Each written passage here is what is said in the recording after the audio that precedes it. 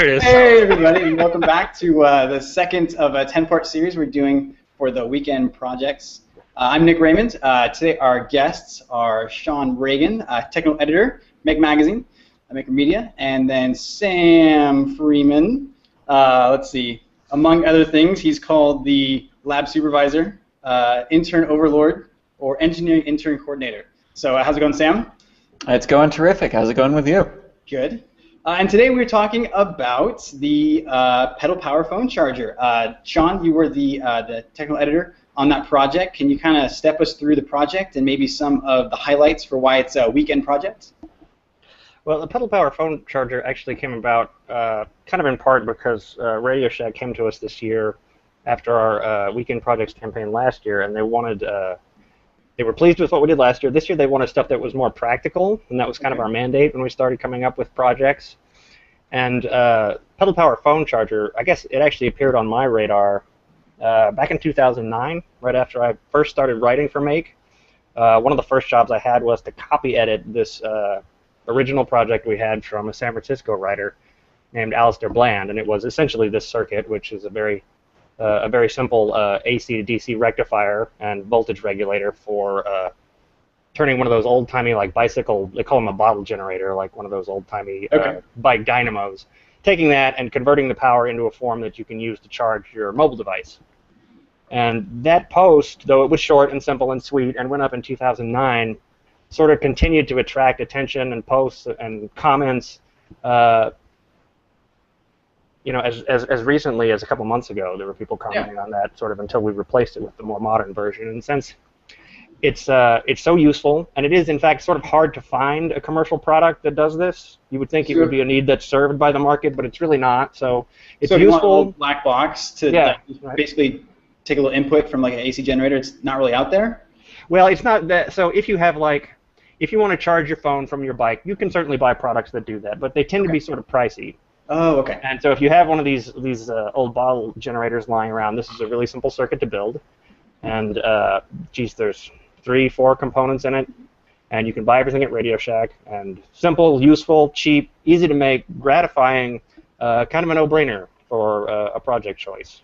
Not the sexiest project we did, but useful and cool, you know. So I really like that. That's sort of my aesthetic, really. I'd rather it be useful, simple, easy, gratifying to build than, like, lots of blinky lights. Okay.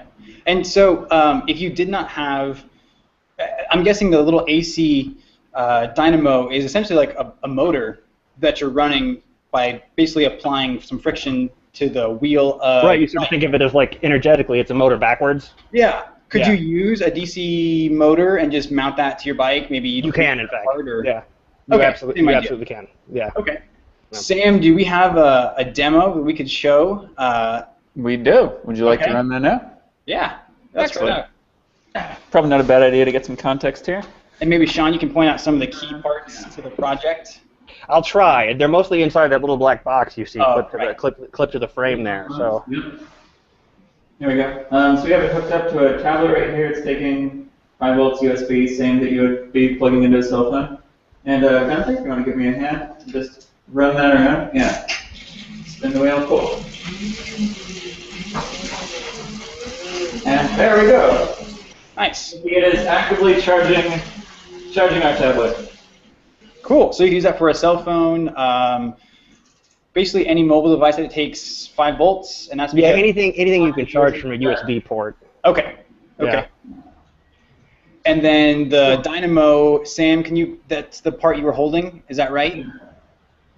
So that's the dynamo. Okay. That's it. A lot of people in the bicycling world call these dynamos, although I think an electrical engineer would tell you dynamo is the wrong term. Oh. That's an all. Well, like I said, it's one of those things where people who ride bikes and even people who sell the little generators will call it a dynamo. But I think technically it needs to be called an alternator. It outputs an AC current, essentially. Yeah, that's right. Okay. That's right. And then the circuit works to rectify the signal, turn it down to a DC signal.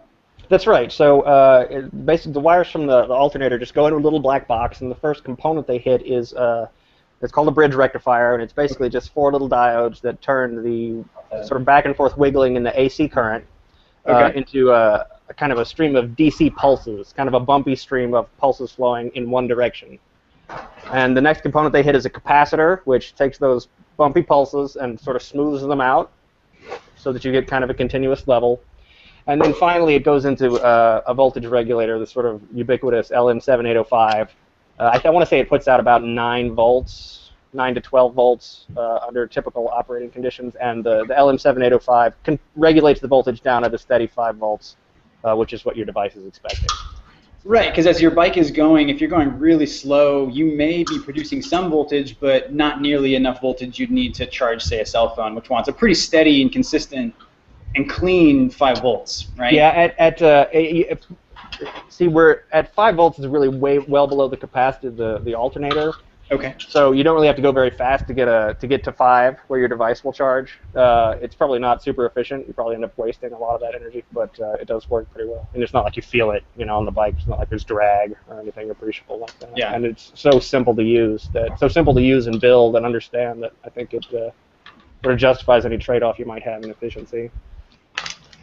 Awesome. So, Sean, are there other ways you could incorporate this charging circuit into other projects, like renewable energy projects, or charging a battery, like an array of batteries, or is it really it's perfect for mobile applications and it's a little niche kind of? Yeah, I don't know, honestly. I hadn't thought too much about other applications. I mean, it's an incredibly simple circuit. It's a kind of a it may be going too far to say it's a miniature version of what happens in like an AC wall wart. That's not really true, but it is really a great project to sort of get your head around basic kind of AC to DC conversion and how a basic power supply works.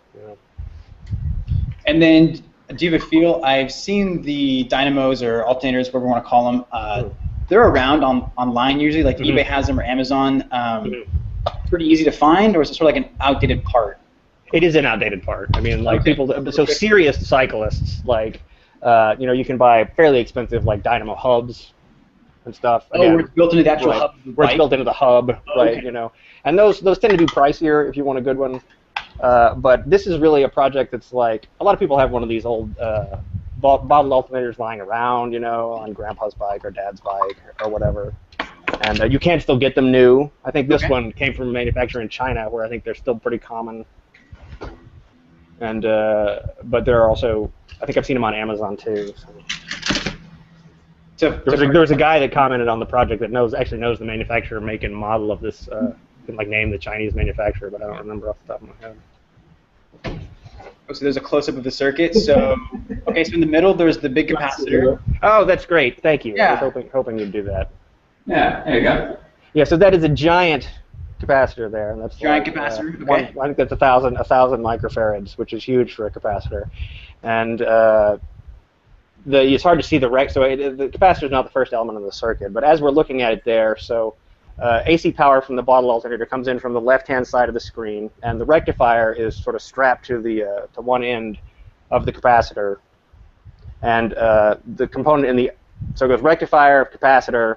And then the component in the upper right hand, you can sort of see the sort of gray black box is the LM7805 voltage regulator. Okay. And then DC comes out the right side. One of the things that I enjoyed most about building this project was sort of designing the freeform layout of the components inside. Yeah. I sort of beat my head against how to figure out, like, if I was going to use a perf board in the enclosure and stuff like that. And I couldn't really find a perf board that fit the enclosure very well. And I sort of went through several iterations before I came on this arrangement with the rectifier twisted, the rectifier and capacitor leads twisted together, and then using the crimp connectors to connect to the voltage regulator. I'm not explaining it very well. You'd have to sort of go through the project to see what I'm talking about, but I really enjoyed that, and I think it came out well. Yeah, no, I agree. That was a really interesting part to watch the video, especially, and just see the technique of you don't use a perf board, you don't even have to really solder the components. It's just kind of twisting them together in a creative way using the extra wires that are on the components themselves. And yeah, that was fun. Really well into that little enclosure, surprisingly well. And then the clamp also, there's like a broom clamp or something like that that's used. Oh, the broom clip? Mm-hmm. That was really, really clever as well. And that just kind of sits right on, like the bike frame somewhere. So they're also I have these favorite bits of hardware that I just love, and broom clips are one of them. The broom clips, like, you can use them for everything. Like, if you need to like just press and stick. One of those things I love. There's broom clips, and you can buy these rare earth magnets. They're round like a washer, but they're countersunk on one side, so you can make like a flathead screw sit flush on one Okay, side. Yeah, I love those too. A little segue, but broom clips and countersunk rare earth magnets. Maybe a common question. And so, Sam, when you're using that on the bike, do you feel some drag from the dynamo? Pretty much, yes. Yeah, so you can definitely tell when you're pedaling and it's on there or not. Yeah. That's kind of, one minor point of this is that when it's engaged, it slows down the bike wheel pretty quick. I have this thing that's also not helping either, but. Wait, what is that? Is that a POV display you've got on the bike wheel? Yes, is that an LED POV? Is that what do they call it? The Monkey Electric? Is that what that is? That is a monkey light, yeah. Oh, that's cool. That's one of the oldie nice giant monkey electric lights there. Yeah. Were you going to turn that on for the demo? Was that the plan? Was that Or your could plan? you charge it? Is that Yeah, possible? why not? Yeah. Sweet. There we go. And when you spit, it's not gonna. There's no way POV is gonna work over. Yeah, it was a nice thought, wasn't it? Yeah. That's a 10 hertz Google Hangout video. Yeah. So, Sean, can you explain what that would or should be doing if you weren't using a camera with the refresh rate and the screen? Oh, what the POV thing? Yeah. The Monkey Electric thing. It's really cool. I don't know which version of the Monkey Electric display you have, but This is one of their old demo units, so yeah, I think it'll do like a around. visible pattern of a pattern of lights. Usually they're geometric patterns in various colors. I know Monkey Electric makes a super deluxe version that goes all the way around. That's all the way like the diameter of the wheel, and will do like full motion, full color video on your bike wheels. Like, That's those are cool. crazy expensive if you want to buy them. Last time I looked, but they can actually do that. And do they use the motion of the bike wheel rotating to charge a battery bank, or you have to put in new batteries usually? So, I think we sort of segued into the POV thing there. It's completely it has nothing to do with the. Well, because I'm just power. curious if you couldn't use the same recharging circuit to. But you could actually. In fact, you probably your bike, you know. probably could. You probably could use a hub dynamo or a classic bottle alternator to run one of those things. Now that you mention it, that's a good point, Yeah. Nick. I don't know what the power. Well, of course, the more LEDs you light up, the more. Three current. rechargeable AA's right now. Oh yeah, then you definitely could. Yeah. No doubt. That's Yeah, so you actually keep on- not a bad idea. I mean, you could just like once that you idea. have this circuit built, Yeah. you could start strapping on sensors background. or arrays or lights, and you know where that becomes a problem hardware is for your that, bike. and one of the reasons that the Monkey Electric thing is battery powered. Well, I guess it has because it's on a bike, but it's like you have to make the mechanical connection to the spinning circuit board, which I guess you might do. You might do through the hub. You need brushes or an inductive. So there'd be some complexity in the mechanical part of it. Yeah, there would be. It would be hard to make the connection between the. There's Although, also, I think, of course, if the dynamo were in the hub, it could totally be self-powered, right? Because the generator would spin with the POV display. That would be pretty sweet. So that would be your advanced, very smooth, polished version of the project. Yeah, that would be pretty This is sweet. true. This one would be have some That's backup batteries. Yeah. On the bike. But then we also Right. should mention, I guess, the major intent, as Sean, you mentioned, was really this is a project going back to the pedal power phone charger circuit itself. You could build this in like a day, a weekend, and ride to school the next day and be charging your cell phone. I mean, Yeah, the name of the game is quick sort build. of like lots of bang for your buck, and like you Yeah. can go grab all the stuff like Radio Shack, and it's not many components, simple to build, simple to put together, useful, teaches some useful lessons about how basic circuits work. So I love it as a project. I wouldn't want to have to, sell it from a trade show booth as glam it up, but I think it's a great project for this series. Like a DIY project, you get a lot out of it. Yeah, absolutely. Well, cool. And then, Sean, can we ask if we can segue into any current projects you're working on that you could tell us about, or any? Mostly what I have been doing is finishing up the Radio Shack series for this year, okay. and since those aren't published yet, I probably shouldn't talk about them too much. But Under wraps. Totally. I made some Carbomorph recently. That was fun. Sam, have you seen the Carbomorph that I made? I think Eric Weinhofer's got it. I will have to hunt him down for it. So it's really cool. Like I know how to make Carbomorph now because I read that there's this open source paper about how to make Carbomorph. Yeah, they have their paper. but Oh, sorry. It's Paper wasn't the instructions, homemade. really. It's conductive 3D printer filament. Like you can make it yourself from like Shape Lock or Polymorph, which is the same stuff, and Carbon Black. And this was a procedure that was published in an open source science journal about a year ago. And they did some cool things with it. Like they had 3D printers that were, had 2 extruders. And one thing they did was they printed like a coffee cup, and most of the body of the cup is like printed from some PLA or some normal 3D printing plastic. But there's these 2 strips up the side that are printed in this conductive polymorph plastic, and it turns out that the capacitance between those 2 strips changes depending on how much coffee or whatever liquid is in the cup. Right. So you can, attach some wires to the outside of the cup, and you can detect how full the cup is. Oh, okay. And they did some other things. I think they hooked up they built like a little control panel that was like basic plastic, and like the buttons were printed in this polymorph plastic. And again, by capacitive sensing, you could make actually sort of working 3D printed sensors using this stuff. Yeah, I think they had like a 3D printed game controller that was had all the carbon morph features printed on top. Yeah. And the paper is actually, all the information you need to make carbon morph is in the paper, but it's sort of obfuscated. Technical? Yeah, it's sort of obfuscated, they don't make it really clear. And anyway, I did it a couple of weeks back, and I sent some out there for Eric to play with, but I don't think he's done it yet. That's I mentioned it because that's one of the coolest things I've done recently. Is there a That's project very cool, working on? Yeah, that was a lot of fun. And you actually do the final rolling by hand. Like you roll it, like you take a piece of like a mirror or something, and you like roll it to 3 millimeters. Roll your filament by hand. Yeah. Literally roll your own, right?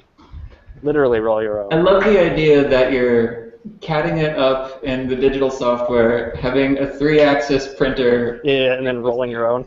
Yeah. Keith said the same thing. Keith was like, you should just send us some of the bulk plastic, and we can feed it into our filament robot and make proper lengths of filament. So you don't have to stand there all day with little 3 millimeter twigs, like feeding it manually into the printer one at a time. That does seem a little backwards now that you mention it. But it's cool because the plastic is shape lock or polymorph, and really the procedure you use to mix it with carbon black to make carbon morph, you can put anything in it, right? You can put like glow-in-the-dark powder in it using the same procedure, or you can buy any of the various powder dyes that are used to dye plastics and make sort of any custom color you want using the same procedure. You could add metal flake, sort of anything you can suspend in the plastic. Yes, and the procedure is really not complicated once you decode the paper. So I enjoyed doing that. I hope we get to publish it in Make before too long, because it really is kind of a cool thing to do in your garage. Is awesome. Roll your own filament blends. But we need some expertise from the lab. So go ahead, Nick. Yeah. No, I was going to say, I think we segued pretty far from the... We did. It's a hangout. It's Friday. It's a hangout. If you're interested, let's see. Now we're back. Check out the circuit, and then stay tuned, because Sean will be helping out with more of the projects in the Weekend Project series that we'll be doing. We'll have, I think, 8 more. So look forward to that. And then if you are interested in 3D printing technology or just anything Sean's writing about, be sure to check out the blog. Where they can follow you there. And then Sam, as always, thank you for hanging out with us and giving us the demo. And I guess we will see you guys next week. Yep, thanks for hosting. Bye, guys. Happy Friday.